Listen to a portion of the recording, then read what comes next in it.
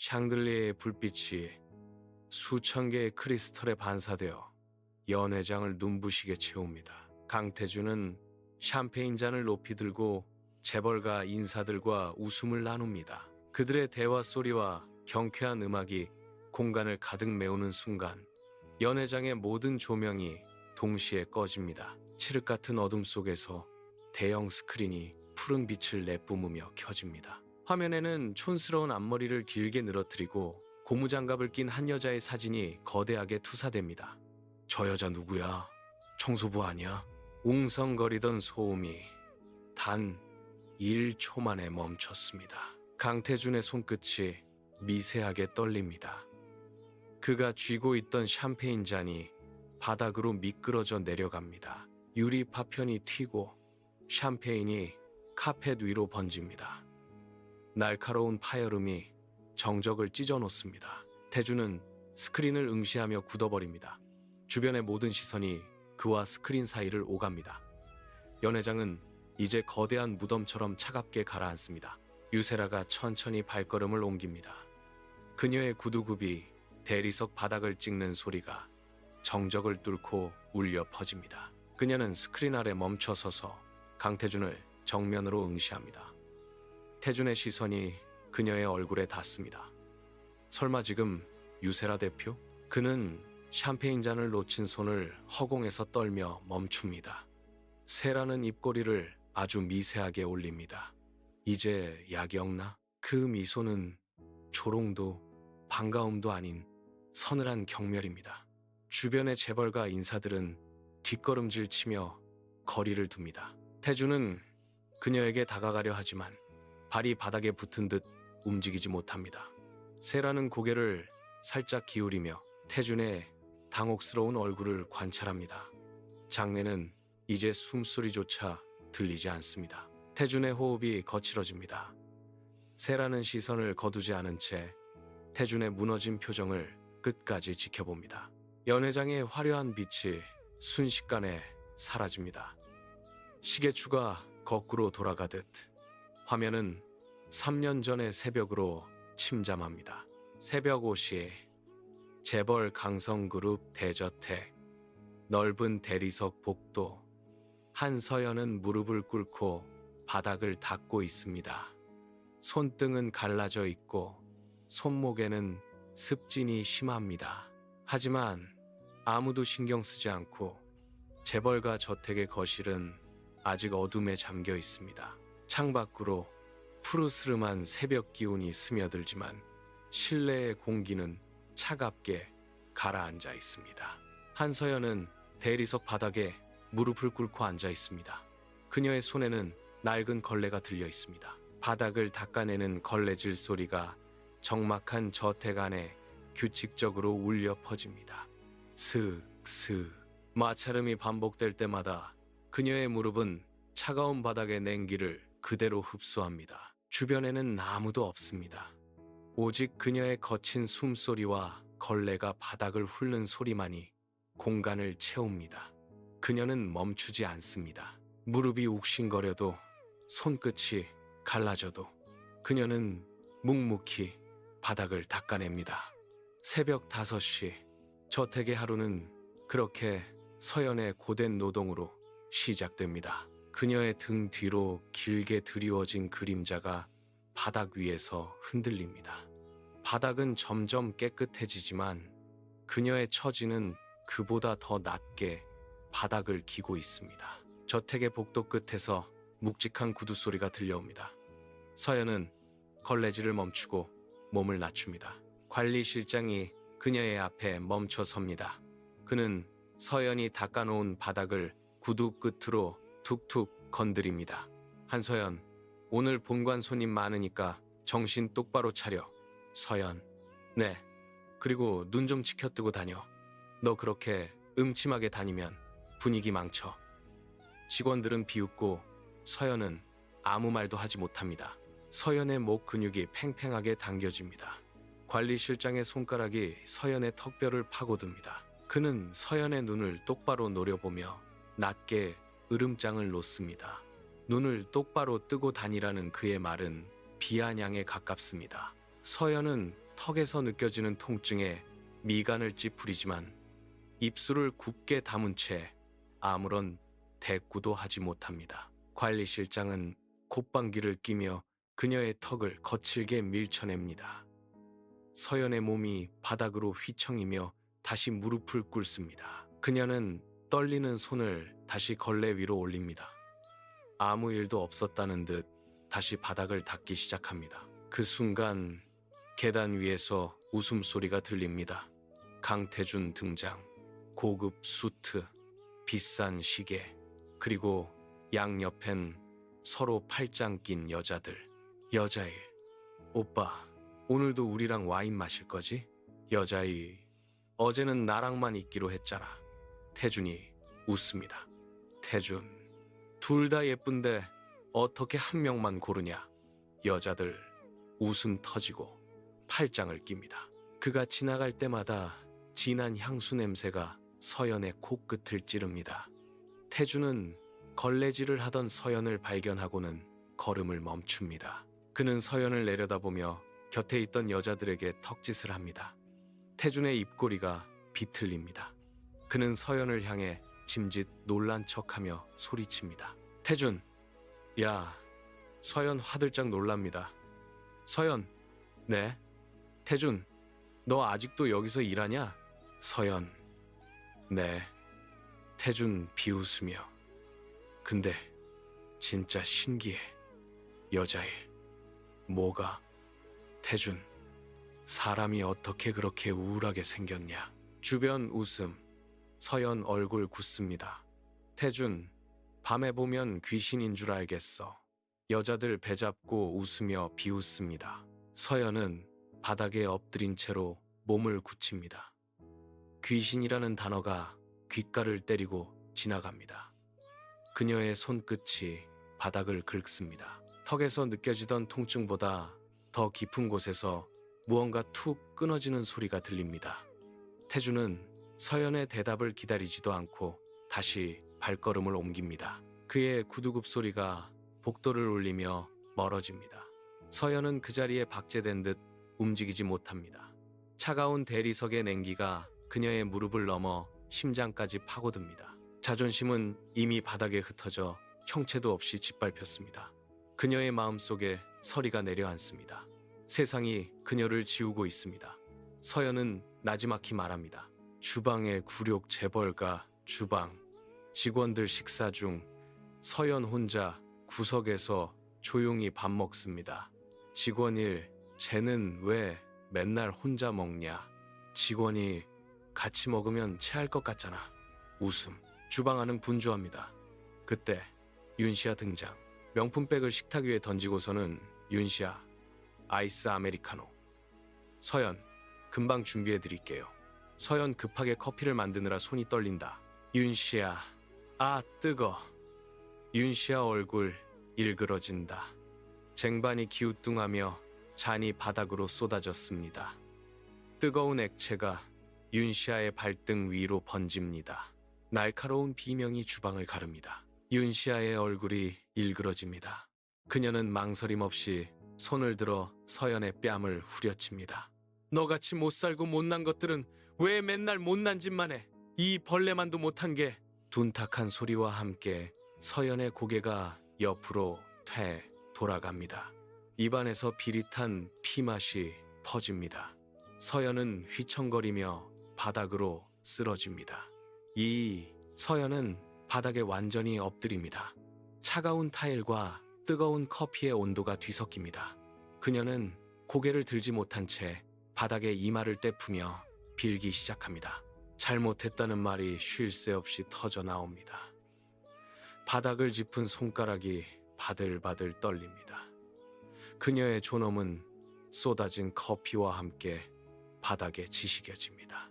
그 순간 태준 들어오며 상황을 보고 피식 웃습니다. 태준, 얼굴도 문제인데 손까지 둔하네. 사람들 웃음. 서연 입술 떨립니다. 태준, 내 층에는 당분간 올라오지 마. 너 보면 입맛 떨어져. 서연은 무거운 발걸음으로 집에 도착합니다. 반지하 계단을 내려갑니다. 문을 열자마자 곰팡이 냄새와 섞인 독한 술 냄새가 코를 찌릅니다. 비 오는 밤, 곰팡이 핀 반지하. 서연이 들어오자 술 냄새가 진동합니다. 아버지, 한철수가 누워 있습니다. 철수, 우리 딸 왔냐? 서연, 또 술 마셨어? 철수 눈 피하고 방 한가운데 텅 빈 소주병을 굴리며 횡설수설합니다. 서연 불안해져서 급히 통장 확인합니다. 잔액 8,000원. 손이 떨립니다. 서연, 아빠, 철수, 서연아, 이번엔 진짜 될 줄 알았다니까. 서연, 그 돈 월세 내야 하는 돈이잖아. 철수, 아빠도 답답해서 그래. 서연, 엄마 병원비도 없는데? 철수 갑자기 화냅니다. 철수, 나도 사람답게 한번 살아보고 싶었다. 주머니 속 현금은 전부 합쳐봐야 8,000원입니다.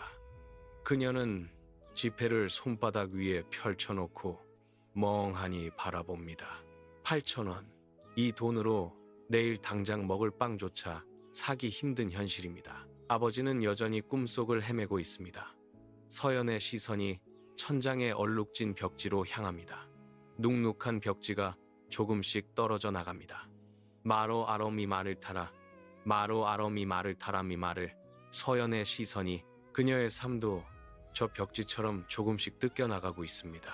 아버지가 뱉어내는 말들은 공허한 메아리가 되어 좁은 방 안을 돕니다. 서연 결국 눈물 터집니다. 서연, 왜 맨날 나만 희생해야 돼? 서연은 무릎을 가슴 쪽으로 바짝 당깁니다. 좁은 방 안의 공기가 점점 더 무겁게 가라앉습니다. 현실은 어제보다 더 차갑고 내일은 오늘보다 더 막막합니다. 서연은 낡은 문을 열고 밖으로 나옵니다. 밤 공기가 뺨을 스치지만 아무런 감각이 없습니다. 그녀는 터벅터벅 편의점으로 향합니다. 자동문이 열리고 윙윙거리는 냉장고 소음이 귓가를 때립니다. 형광등 불빛이 서연의 얼굴 위로 쏟아집니다. 그녀는 계산대 앞에 멈춰 섭니다. 주머니 속 8,000원이 묵직하게 느껴집니다. 서연은 점원과 눈도 마주치지 않은 채 로또 용지를 집어듭니다. 펜을 쥔 손가락 끝이 미세하게 떨립니다. 그녀는 번호를 고민하지 않습니다. 인생도 이미 자동으로 망가졌는데 로또 번호쯤이야 기계에 맡겨도 상관없다는 생각이 듭니다. 점원, 번호 자동으로요? 서연, 네, 인생도 자동으로 망했는데 이것도 자동으로 하죠 뭐. 점원이 안쓰럽게 봅니다. 서연은 기계적으로 자동 버튼을 누릅니다. 최 하는 건조한 소리와 함께 용지가 출력됩니다. 그녀는 용지를 낚아채듯 가져옵니다. 잉크가 묻은 종이 위로 숫자들이 무심하게 찍혀 있습니다. 서연은 그것을 지갑 깊숙한 곳에 쑤셔 넣습니다. 그녀의 눈동자에는 기대도 희망도 없습니다. 다시 고된 일상. 서연은 호텔 복도 바닥을 닦고 있습니다. 걸레가 대리석 위를 지나갈 때마다 슥슥거리는 마찰음이 복도를 채웁니다. 벽면에 걸린 벽걸이 TV에서는 아침 뉴스가 흘러나오고 있습니다. 서연은 고개를 숙인 채 기계적으로 팔을 움직입니다. 그때 뉴스 앵커의 목소리가 평소보다 한 톤 높게 울려 퍼집니다. 제287회 로또 복권 1등 당첨번호가 발표되었습니다. 그리고 당첨금은 무려 287억 원입니다. 서연의 손이 멈춥니다. 그녀는 걸레를 꽉 쥔 채 고개를 들어 TV를 바라봅니다. 화면 속에는 당첨번호들이 큼지막하게 떠 있습니다. 서연은 주머니 속에 넣어두었던 꼬깃한 종이 조각을 꺼냅니다. 손가락이 떨리며 종이가 바스락거립니다. 그녀는 TV 화면의 숫자와 종이 위의 숫자를 번갈아 확인합니다. 하나, 둘, 셋. 숫자가 일치합니다. 287억 로또 1등 당첨자 탄생. 멍하니 다시 또 한번 번호 확인. 숨이 ��� 듯하고 서연의 손에서 걸레가 툭 하고 바닥으로 떨어집니다. 젖은 걸레가 차가운 바닥에 찰박 소리를 내며 널브러집니다. 그녀는 숨조차 쉬지 못한 채 화면을 응시합니다. 그런데 바로 뒤에서 태준 목소리. 태준, 야, 일하다 말고 뭐해? 서연 급히 화면 끕니다. 하지만 이제는 눈빛이 달라져 있습니다. 좁은 복도에 TV 소리만이 비현실적으로 크게 울립니다. 287억. 그 숫자가 서연의 시야를 가득 채웁니다. 그녀의 눈동자가 흔들립니다. 서연은 바닥에 떨어진 걸레를 쳐다보지도 않은 채 뒤돌아섭니다. 호텔의 회전문을 밀고 거리로 뛰쳐나갑니다. 차가운 빗방울이 얼굴을 때리지만 그녀는 멈추지 않습니다. 그녀는 택시를 잡아타고 도심의 화려한 빌딩 숲으로 향합니다. 도착한 곳은 강남의 대형 성형외과입니다. 상담실의 조명은 지나치게 밝아 눈이 시립니다. 서연은 상담 테이블 위에 꼬깃한 로또 용지를 올려놓습니다. 의사가 의아한 표정으로 그녀를 바라봅니다. 의사가 CT 사진 보여줍니다. 의사 윤곽, 코, 눈, 피부 교정까지 하면 완전히 다른 인상이 됩니다. 거울 보는 서연, 과거 목소리들이 들립니다. 귀신 같다. 입맛 떨어진다. 냄새 날 것 같아. 서연 눈빛 차갑게 변합니다. 서연은 의자의 등받이를 꽉 잡은 채 입을 엽니다. 서연 얼굴을 전부 바꿔주세요. 이름도 살아온 인생의 흔적도 전부 지워버리고 싶습니다. 의사, 네, 서연. 얼굴도, 이름도, 인생도 전부 다요. 그녀의 목소리는 떨림 없이 단호합니다. 의사가 상담 차트를 넘기며 비용을 묻자 그녀는 당첨금 전액을 제시합니다. 서연은 거울 속 자신의 얼굴을 뚫어지게 응시합니다. 3년 동안 짓밟히고 모욕당했던 한서연의 흔적을 하나하나 눈에 새깁니다. 이제부터는 누구도 나를 함부로 대하지 못할 것입니다. 복수를 위한 첫 번째 칼날이 준비되었습니다. 1년 뒤 호텔 연회장의 육중한 문이 열립니다. 샹들리에의 빛이 쏟아지는 홀 안으로 한 여자가 걸어 들어옵니다. 유세라입니다. 그녀가 발을 내디딜 때마다 바닥의 대리석이 구두굽 소리를 선명하게 반사합니다. 완벽한 미모 사람들, 시선 집중. 사람일, 누구야? 사람이 배우 아니야? 홀을 가득 채운 사람들의 대화 소리가 일순간 잦아듭니다. 사람들의 시선이 그녀에게 꽂힙니다. 세라는 멈추지 않고 샴페인 잔이 놓인 테이블을 향해 곧게 걸어갑니다. 그녀의 걸음걸이에는 망설임이 없습니다. 과거의 한서연이 가졌던 움츠린 어깨나 불안한 눈빛은 흔적조차 없습니다. 그녀는 테이블 위에 놓인 잔을 집어듭니다. 손가락 끝이 미세하게 떨리지 않습니다. 주변의 재벌가 인사들이 수군거리며 그녀의 정체를 묻지만 세라는 그들을 돌아보지 않습니다. 그녀는 정면을 응시합니다. 강태준이 있는 무리 쪽으로 천천히 고개를 돌립니다. 세라의 입가에 옅은 미소가 번집니다. 강태준도 멈춰섭니다. 태어나서 처음으로 넋을 잃었습니다. 태준, 미쳤다. 여자가 태준 앞에 섭니다. 여자, 안녕하세요. 유세라입니다. 태준, 손 내밉니다. 태준, 강태준입니다. 세라, 미소 짓습니다. 세라, 알고 있어요. 유리잔이 테이블에 닿으며 맑은 소리를 냅니다. 이제 파티장의 공기는 완전히 그녀의 통제 아래 놓입니다. 과거의 서연은 죽었습니다. 강태준이 성큼성큼 세라에게 다가갑니다. 그의 손에는 최고급 샴페인과 꽃다발이 들려 있습니다. 그는 주변의 시선을 의식하며 세라의 앞에 멈춰섭니다. 태준은 화려한 보석함과 명품 가방을 테이블 위에 툭 내려놓습니다. 그의 눈빛은 소유욕으로 번들거립니다. 그는 세라의 환심을 사기 위해 쉴 새 없이 말을 건넵니다. 하지만 세라는 그가 내미는 꽃다발을 쳐다보지도 않습니다.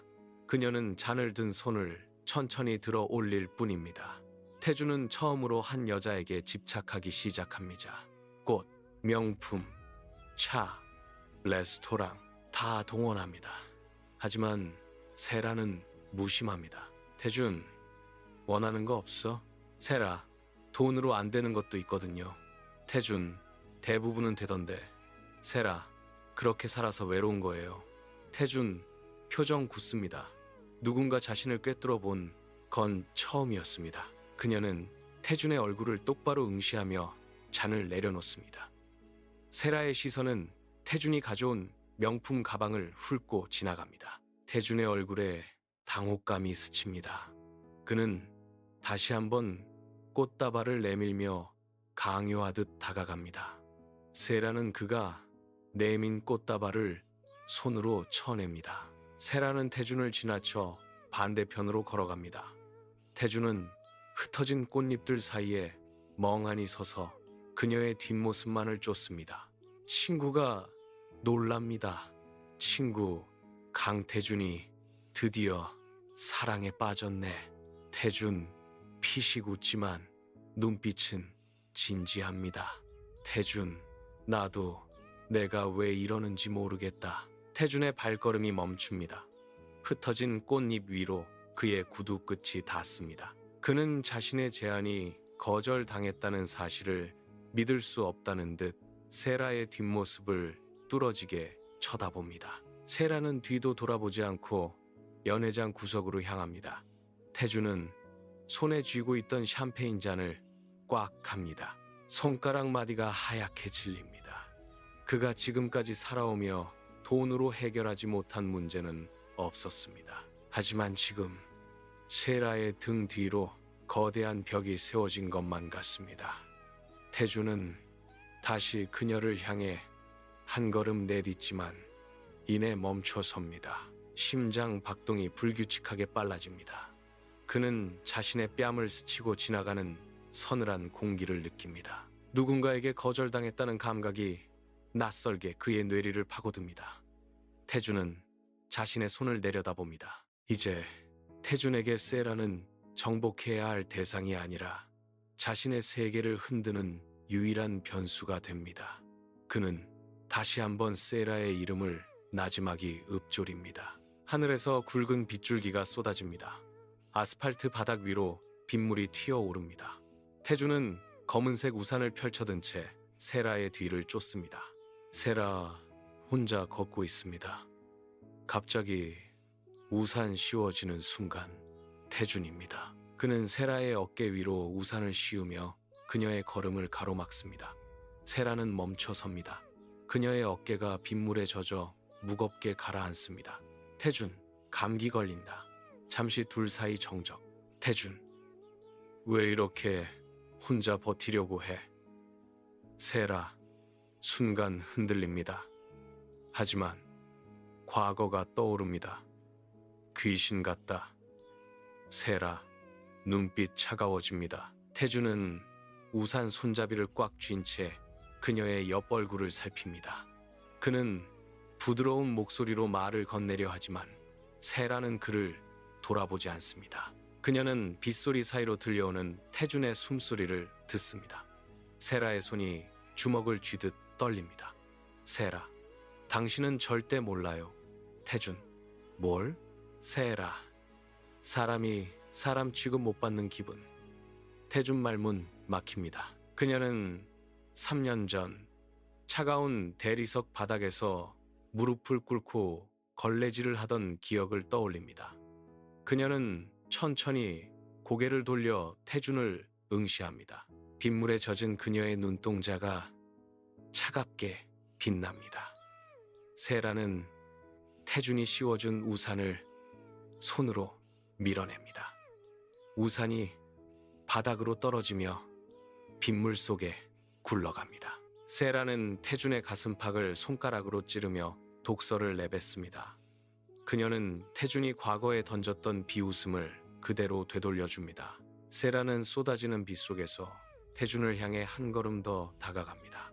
태준은 아무런 대꾸도 하지 못한 채 빗물에 젖은 얼굴로 그녀를 바라볼 뿐입니다. 세라의 목소리가 빗소리를 뚫고 날카롭게 울립니다. 다시 한번 알려주는 세라.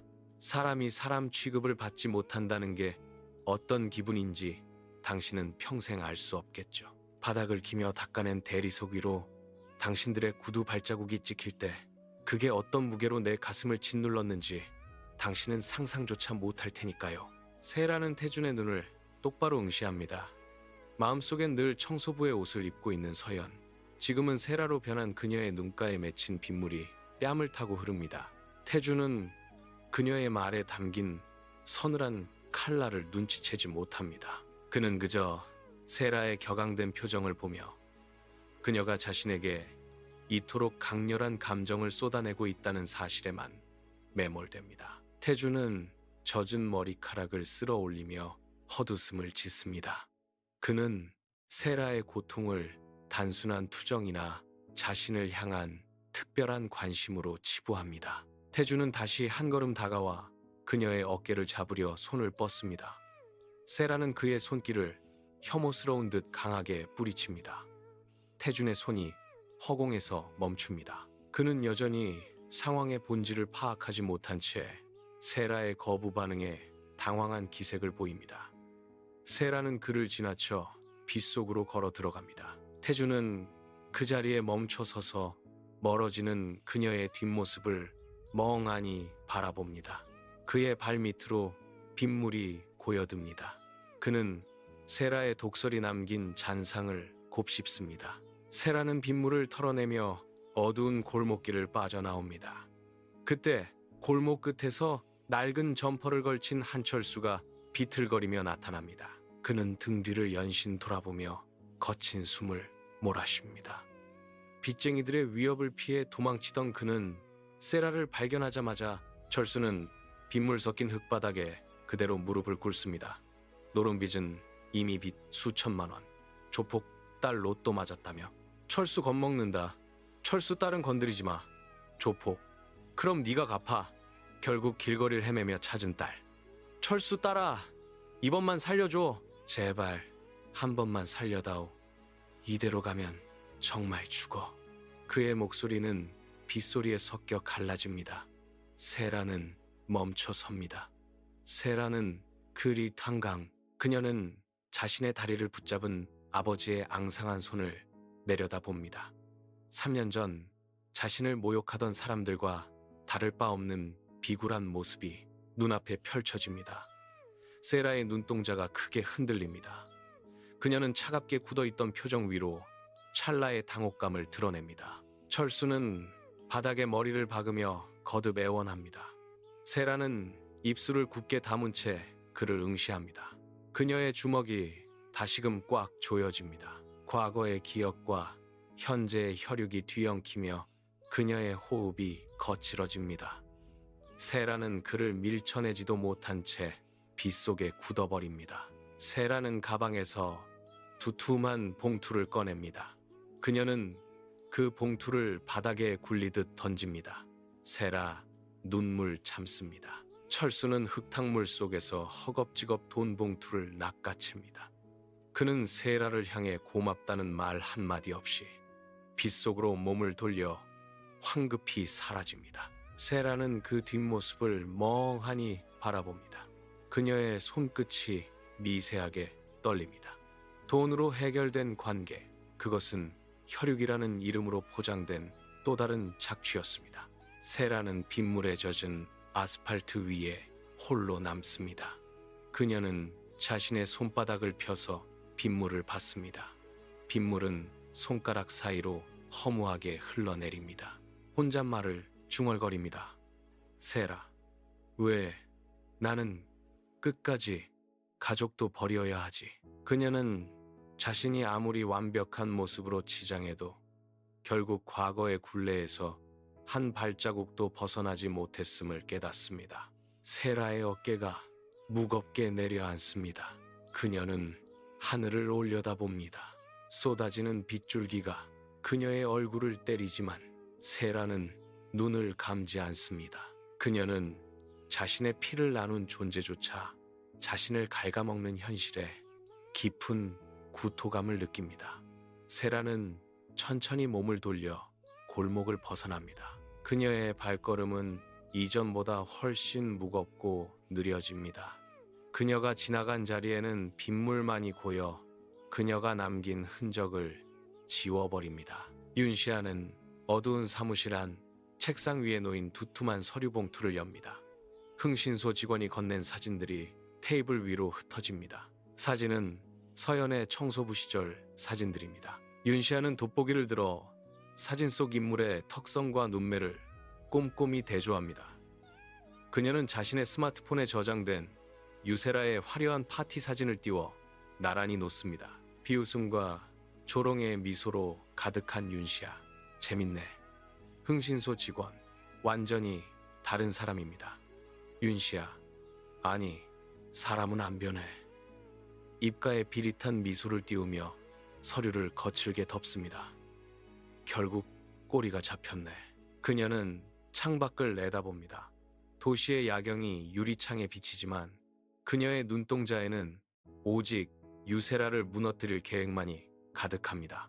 윤시아는 즉시 전화를 걸어 누군가에게 지시를 내립니다.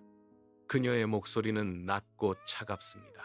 복수의 그림자가 호텔의 화려한 조명 뒤편에서 서서히 몸집을 키우기 시작합니다. 윤시아는 의자에 깊숙이 몸을 기대며 유세라의 몰락을 상상하듯 천천히 눈을 감았다 뜹니다. 그녀의 손에 쥐어진 펜이 종이 위를 날카롭게 긋습니다. 호텔 연회장 내부가 눈부신 꽃들로 가득 채워집니다. 직원들이 바쁘게 움직이며 샹들리에의 밝기를 조절합니다. 오케이. 태준이 모든 재벌들이 모이는 연애 자리에서 고백하기로 마음먹은 오늘. 강태준은 거울 앞에 서서 자신의 넥타이를 수차례 고쳐맵니다. 그의 손끝이 미세하게 떨립니다. 그는 주머니에서 작은 벨벳 상자를 꺼내 열어봅니다. 다이아몬드 반지가 조명을 받아 날카로운 빛을 뿜어냅니다. 태준은 상자를 닫고 다시 열기를 반복하며 입가에 옅은 미소를 떱니다. 그는 연단 위에 올라가 마이크 높이를 확인합니다. 마이크를 잡은 그의 손에 힘이 들어갑니다. 그는 빈 객석을 향해 연습하듯 고개를 끄덕입니다. 오늘 모든 것을 바꿀 거야. 태준 마이크 잡고서 태준, 저 오늘 중요한 이야기 하겠습니다. 윤시아 긴장. 태준은 세라 바라본다. 태준, 세라,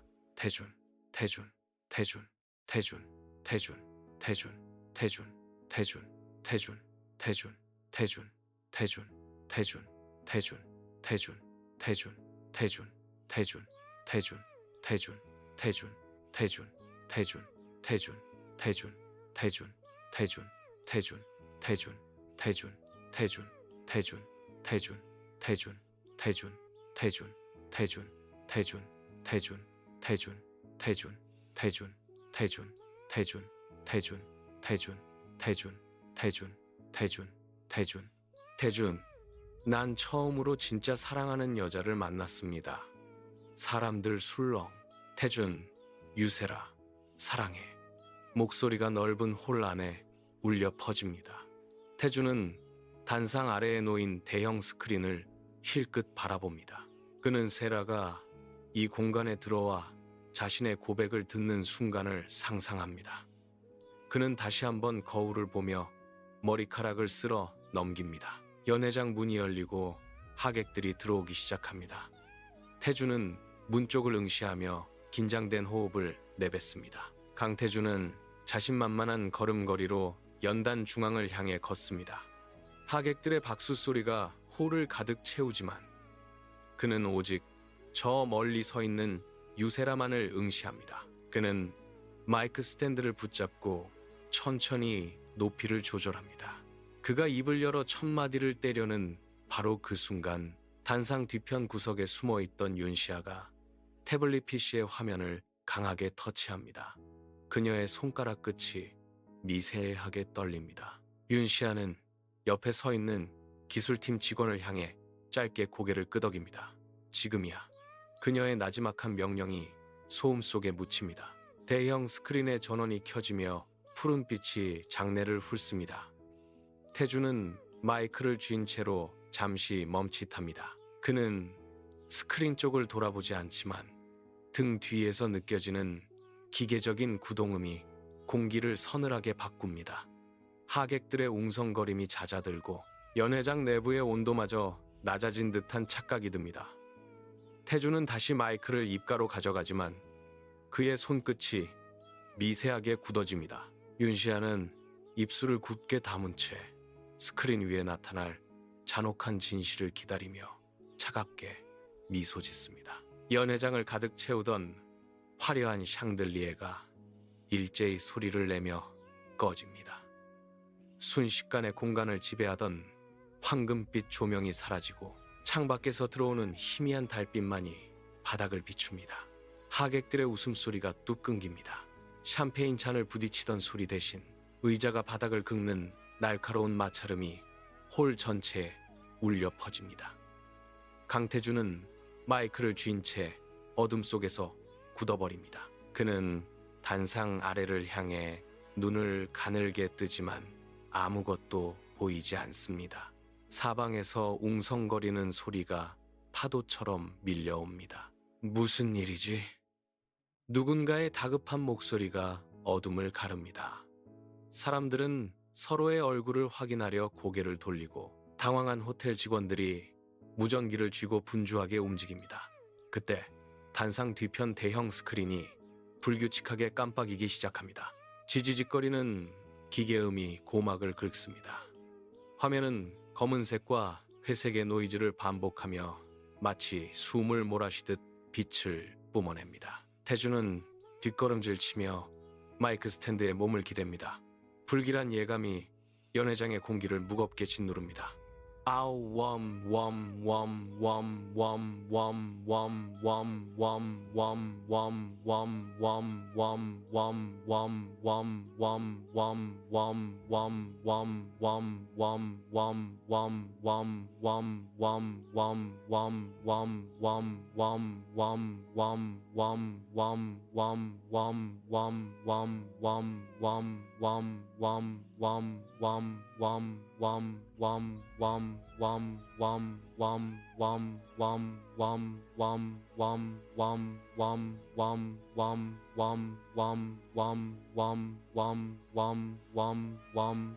스크린을 뒤덮던 노이즈가 한순간에 멈춥니다.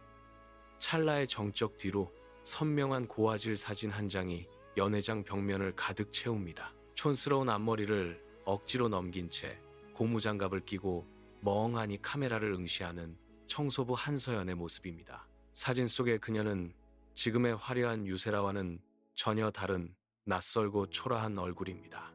장내에 있던 수백 명의 하객이 일제히 숨을 들이킵니다. 웅성거림 폭발. 사람들, 뭐야? 청소부였어? 성형한 거야? 태준 얼굴 굳습니다. 강태준은 마이크를 쥔 손에 힘을 줍니다. 그의 관자놀이에서 땀방울이 흘러내려 턱선을 타고 떨어집니다. 그는 사진 속 인물과 단상 아래 서 있는 유세라를 번갈아 봅니다. 눈동자가 심하게 흔들립니다. 태준의 오른손에 들려있던 샴페인 잔이 힘없이 미끄러집니다. 잔은 대리석 바닥에 부딪히며 날카로운 파열음을 냅니다. 투명한 유리 파편이 그의 구두 주변으로 사방팔방뗍니다. 샴페인이 바닥을 적시며 거품을 일으키지만 그는 죽지 못합니다. 그는 단단히 굳어버린 채 스크린 속의 과거가 현재의 자신을 정면으로 꿰뚫고 있음을 직감합니다. 하객들의 웅성거림은 이제 비웃음 섞인 수군거림으로 변합니다. 스크린 속 촌스러운 앞머리의 여자가 현재의 유세라와 겹쳐 보입니다. 태주는 눈을 깜빡이지만 환영은 사라지지 않습니다. 고무장갑을 낀 투박한 손과 현재 세라의 가느다란 손가락이 겹쳐지고 낡은 작업복의 질감이 세라의 실크 드레스 위로 더 씌워집니다. 하객들의 속삭임이 점차 커집니다. 처음에는 낮게 깔리던 의문들이 이제는 천장을 울리는 거대한 파도처럼 번져나갑니다. 저게 유세라라고? 말도 안 돼. 완전히 다른 사람인데. 사람들은 서로의 어깨를 밀치며 스크린과 세라를 번갈아 봅니다. 홀을 가득 채운 샹들리에의 잔영이 흔들리며 사람들의 그림자가 벽면을 따라 기괴하게 일렁입니다. 태준의 귓가에 쏟아지는 수군거림은 날카로운 칼날이 되어 그의 폐부를 찌릅니다. 그는 단상 위에서 한 발자국도 움직이지 못합니다. 바닥에 흩어진 유리 파편 위로 사람들의 구두굽 소리가 섞이며 불협화음을 냅니다. 세라는 그 소음의 중심에서 미동도 없이 태준을 응시합니다. 그녀의 차가운 시선이 태준의 숨통을 조여옵니다. 연회장의 공기는 이제 타오르는 화산처럼 팽팽하게 당겨져 언제 터질지 모르는 폭발 직전의 상태에 놓입니다. 태준의 동공이 미세하게 떨립니다. 그는 부정하듯 고개를 세차게 젓지만 스크린 속 사진은 지워지지 않습니다. 그는 핏발선 눈으로 스크린을 뚫어지게 응시하다가 다시 단상 아래의 유세라를 향해 고개를 돌립니다. 두 이미지가 그의 뇌리 속에서 충돌하며 끔찍한 불협화음을 만들어냅니다. 그는 단상 난간을 꽉 움켜입니다. 손가락 마디가 하얗게 질리고 힘을 준 손등 위로 푸른 핏줄이 툭 붉어집니다. 태준의 호흡이 거칠어집니다. 들이마시는 공기가 폐부 깊숙한 곳에서 턱턱 막힙니다. 주변의 화려한 조명은 이제 그를 비추는 신문관의 빛처럼 느껴집니다. 그는 자신의 발밑이 무너져 내리는 듯한 현기증을 느낍니다. 샴페인 잔이 깨졌던 바닥의 유리 파편들이 비정상적으로 확대되어 보입니다. 태준은 입술을 굳게 다뭅니다. 그가 쌓아 올린 완벽한 호텔 후계자의 위신이 저 한 장의 사진 앞에서 종이장처럼 구겨집니다.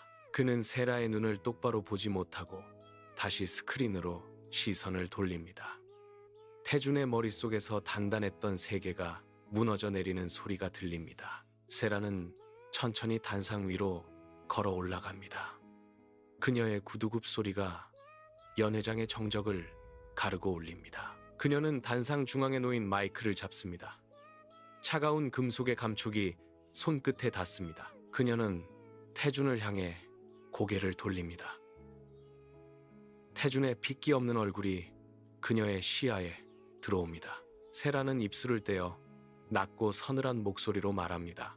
당신이 무너지는 걸 보고 싶었습니다. 그녀의 목소리는 떨림없이 홀 전체로 퍼져나갑니다. 장내는 순식간에 얼어붙습니다. 샴페인을 따르던 웨이터의 손이 멈추고 웅성거리던 하객들은 숨조차 쉬지 못한 채 굳어버립니다. 태준은 마이크에서 나오는 그녀의 목소리에 몸을 움츠립니다. 세라는 마이크를 놓지 않은 채 태준의 눈을 똑바로 응시합니다. 세라, 천천히 웃는다. 세라, 기억나? 플래시백, 귀신인 줄 알겠다. 입맛 떨어져. 무너지는 태준, 연회장의 화려한 조명 아래 세라의 그림자가 태준의 발치까지 길게 늘어집니다. 공기는 차갑게 식어버렸습니다.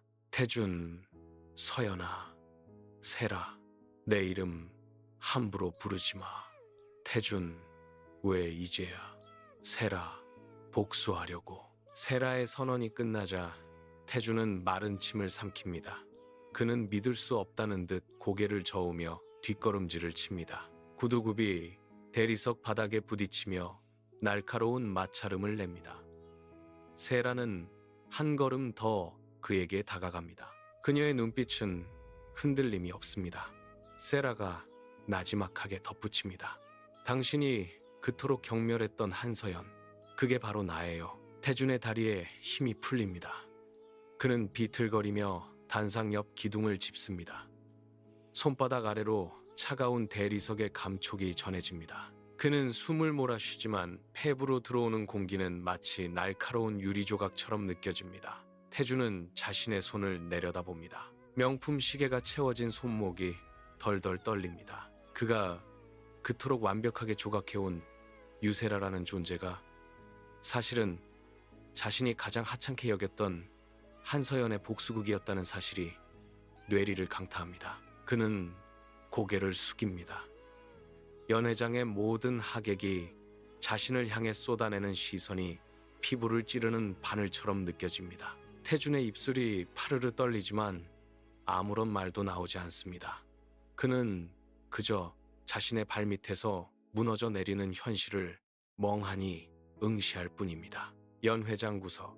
어둠 속에 숨어있던 윤시아가 천천히 걸어 나옵니다. 그녀는 입가에 비릿한 미소를 띄우며 단상 위를 응시합니다. 계획대로 완벽하게 돌아가는 상황을 확인한 그녀의 눈이 만족감으로 가늘어집니다. 윤시아는 들고 있던 샴페인 잔을 가볍게 흔듭니다. 잔 속의 액체가 출렁이며 조명을 반사합니다. 그녀는 태준을 향해 고개를 까딱이며 조롱하듯 턱을 치켜듭니다. 그리고 태준을 향해 말합니다. 윤시아, 강태준, 네가 사랑한 여자가 누구인지 이제 알겠어? 태준은 그녀의 시선을 느끼고 고개를 듭니다. 그의 얼굴은 핏기가 가신 채 수치심으로 인해 귀 끝까지 붉게 달아올라 있습니다. 태준의 턱 근육이 팽팽하게 굳어집니다. 그는 입술을 꽉 깨물며 윤시아를 노려보지만 분노를 내뱉을 힘조차 남아있지 않습니다. 윤시아는 한 걸음 더 다가와 태준의 귓가에 닿을 듯한 거리에서 멈춰 섭니다. 그녀는 낮은 목소리로 태준의 귓가에 속삭입니다. 이제야 당신의 진짜 모습을 사람들이 보게 되었네요. 태준은 그녀의 말에 주먹을 꽉 듭니다. 손톱이 손바닥을 파고들며 통증이 느껴지지만 그는 그 통증조차 잊은 채 붉어진 얼굴로 바닥을 내려다봅니다.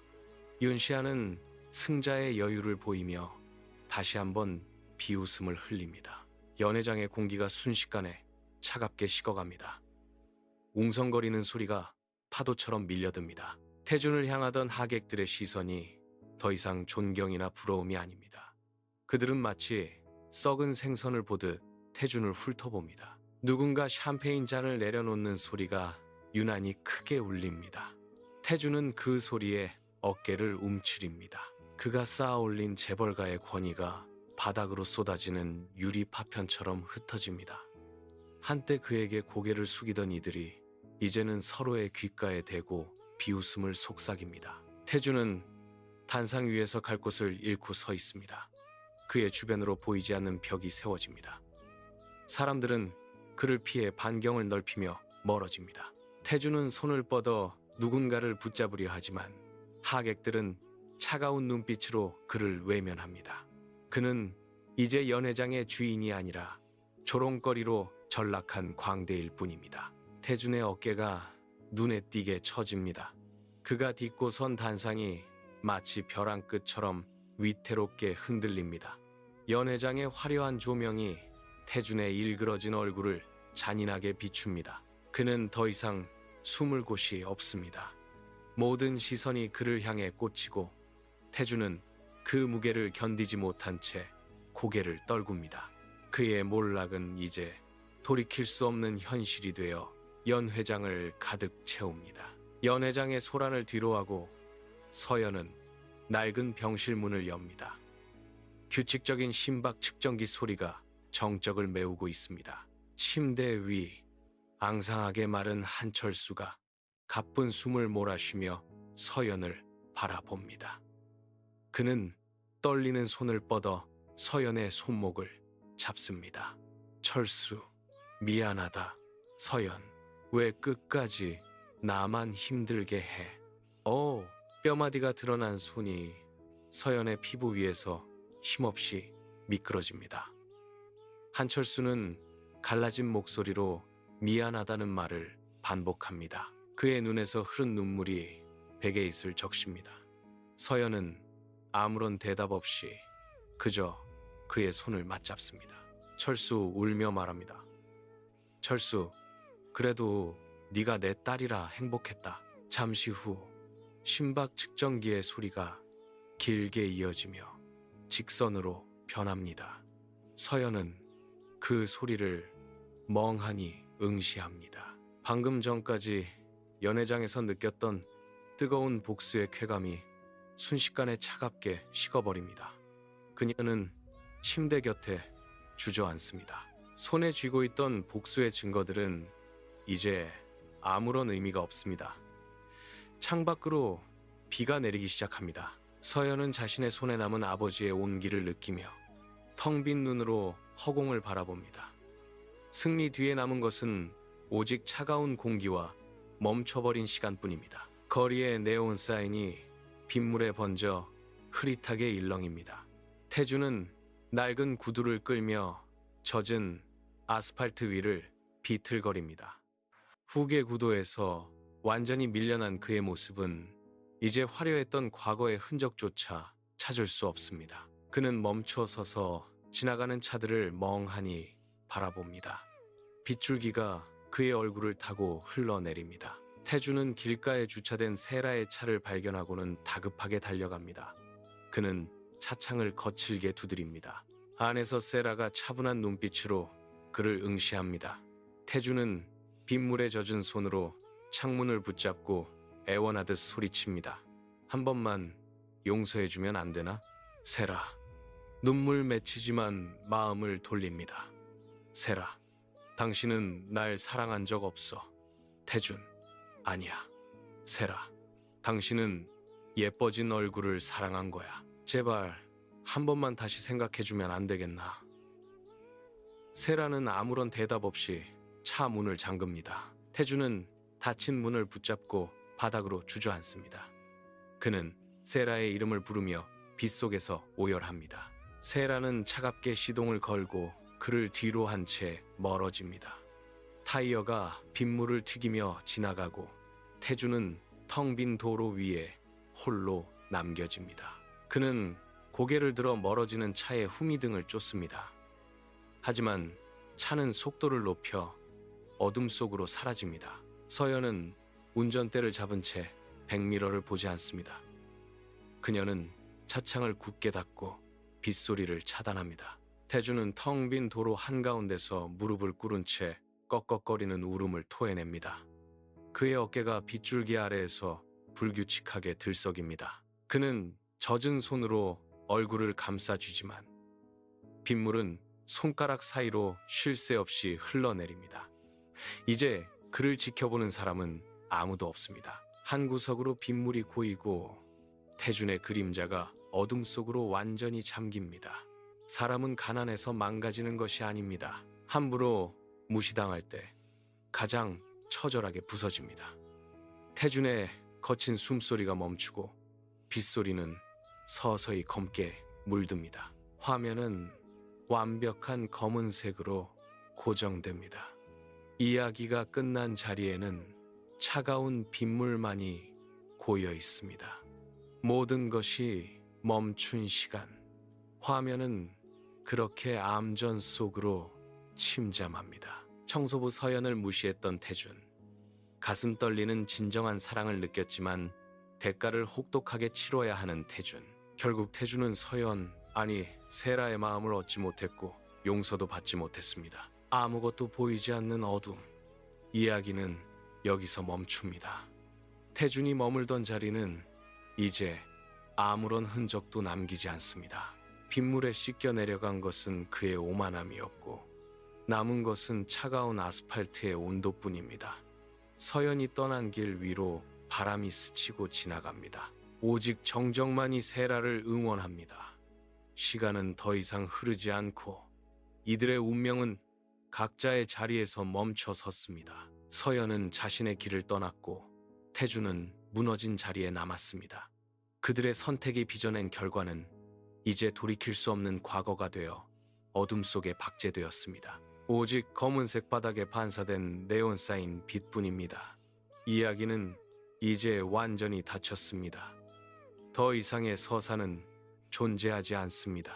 호텔에 화려했던 연회장도, 서연이 무릎을 꿇었던 차가운 대리석 바닥도, 태준이 쏟아냈던 비명도 이제는 존재하지 않습니다. 차가운 복수를 끝낸 세라와 초라하게 남겨진 태준. 후회해도 소용없는 인과응보입니다. 인간은 단순히 가난하기 때문에 무너지는 것이 아닙니다. 타인의 시선에 의해 자신의 존재가 함부로 짓밟히고 그 존엄이 훼손될 때 가장 처절하게 부서집니다.